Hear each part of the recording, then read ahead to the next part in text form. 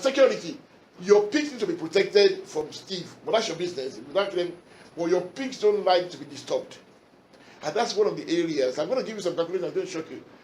If you put your pig in a place where people started coming every day to go and look at it, disturbing. When you are watching pigs, they stay alert.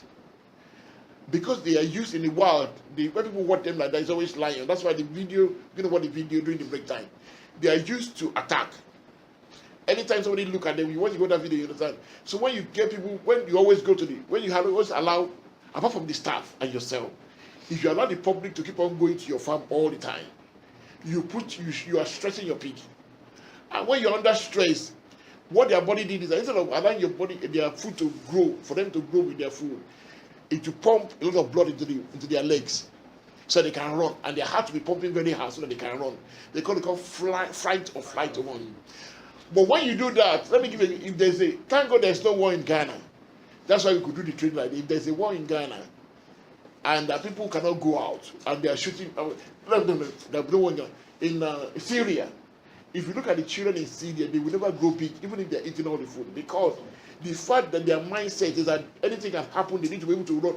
Plane will fly over and they will quickly run into the bunker. They will not grow because their body is channeling all this energy into the wrong place. Their rate of growth will be very poor. The animal will not be conceiving very well. So in your farm, you complain that your sow is not giving birth, but you allow everybody to walk to your farm, and if animal is always fighting, or your staff like beating the pig, it's forbidden in mind. It's a law. It's a law that's forbidden. If you beat a pig, if I see you beating a pig, I'll sack you. And I've done it before several times. Because what that did create tension with them and it stopped them from growing. I'll start telling you in figures very soon. They need shelter. The way you build a farm, you have to factor that they need shelter. But you don't have to spend a lot of money doing all 100% roof. You can do 75% because they like wind, a little bit of wind, a little bit of rain.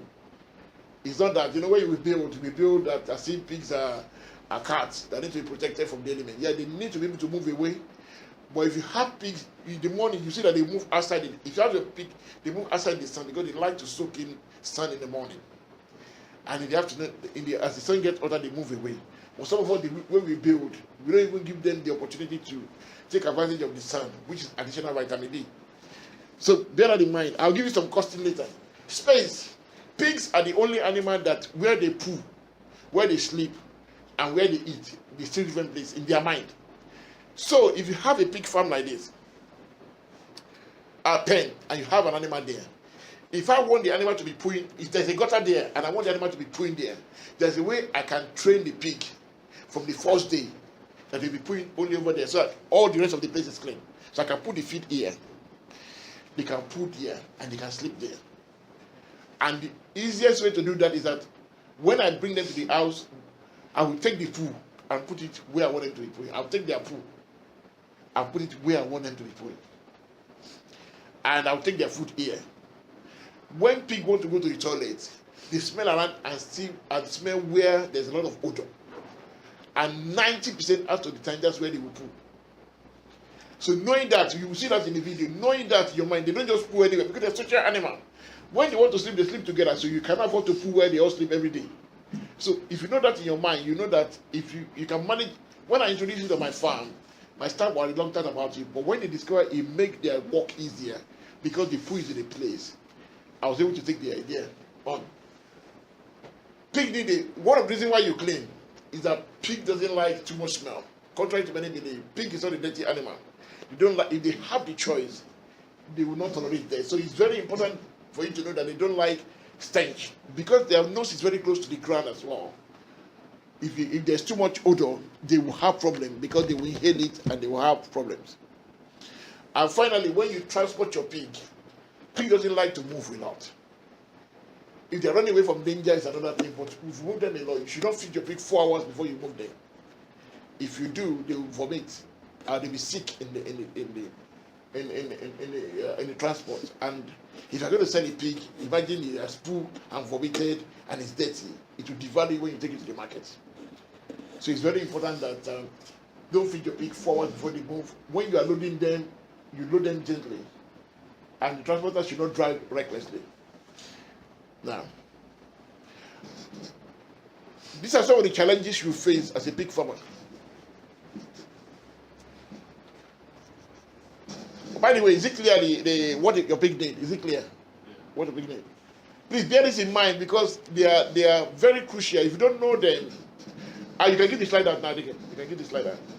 If you don't know them and you violate it, you pay for it. I'm going to. In the course of the training, I'm going to give you a calculation that will help you to home this thing in. So I think we are in page. Give me one. Let me tell you where we are. Every slide you've seen is in the book. So just give me one copy. I just show them and I'll give it back to you. Okay, hold it. Thank you. So we are.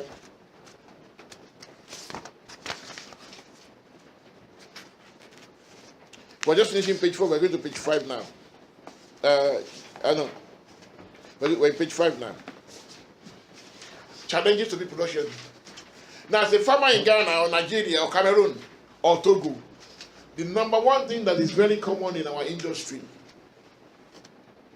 is that most of us are small and we are scattered. The disadvantage that gives to us is that it weakens our bargaining power. People that are buying pigs from us do take advantage of that. So when they want to come and buy pigs from you and they have to travel about 5 kilometers into the jungle and they go to your farm, you only have 5. They will bargain it anyhow. Now, I think maybe that's different in Ghana, but they will bargain it anyhow and you will think to yourself, this guy has come. Only God knows when somebody else is going to come. So you concur and allow them to buy it. And because you don't have union, and you know that we have is not strong enough, they can capitalize on it. Lack of sufficient capital. We never have enough. One thing I always say to pig farmer is that make sure the number of pigs that you are raising, you can afford it. That is more important. How many pigs you start with? I'll tell you, like I'm going to give you a calculation that helps you. And when I explain it, you will need it when you want to plan your own business. And if you want me to write a business plan for you, I can write for you. But I'll teach you the principle first. And if you are not accounting clear like Mr. Finance oriented like Mr. Kwame, I might have to help you to write it. But I will tell you what you need to know to write one. So that all you need to do is to put text around it. The production quality of the feed, we're talking about feed. Somebody told me, he said, I've got a formula from the Google, and it said, use so PKC, use so corn, use so. But I told them, how you store your feed, how you process your feed, affect the mineral content of that feed. So you're not going to get accurate. Some of it's going to be educative guess. But the principle remains the same, that animal need protein, they need carbohydrate to grow. So, sir, can you please repeat that? Because what I think is important for them is that under what storage condition? Pardon? What you just said, please repeat it. Okay. Because another thing that will affect it is the storage condition. Yeah. So I said, many people in Africa sometimes they like to read something and apply it. Yeah, that's very good. But we need to always look at things in details. So you might go to your Google, for example, and Google what's the protein content of maize, what's the protein content of soya. They'll give you they'll give you an idea, and yes, you can use them to compound feed. But what you are compounding is not absolutely what you've read, because the way we store food, when you harvest a plant, for example, we wait till it gets dried by the sun before we harvest it. That our corn lose they lose water, but also lose a lot of quality in the process. The way we process it, all affect the quality of the feed. So you cannot you have to be thinking out of the box when you are compounding. So you can compound what is suitable for you in your area. And that comes again to the breed. If you're going to use very expensive breed, imported breed, your feed will need to be, quality of feed will need to be high. But if your quality of feed is high and your quality of breed is high, you need to have markets that can pay for that premium. So before you decide what kind of breed you want to know what kind of market are you going to sell it to, how much do they sell it per kg. And I'll tell you, once you know how much they sell pig per kg, I can tell you how much feed you need to be giving to your animal.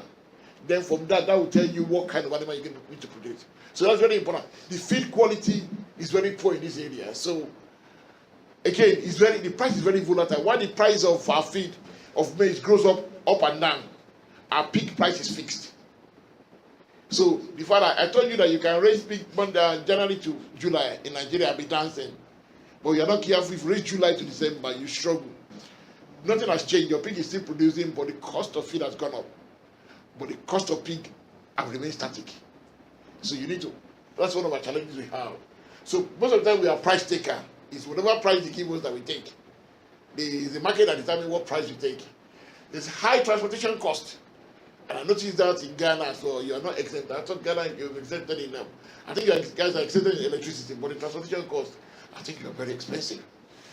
Anyway, we just have petrol. We have had petroleum for a long time, so that's why probably our transportation is a bit cheaper than yours. Lack of skillful and knowledgeable labor resource.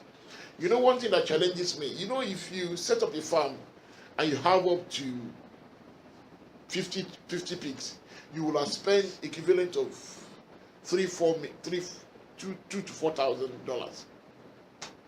How much is a cost of a second-hand Jeep in Ghana? Yeah. In dollars.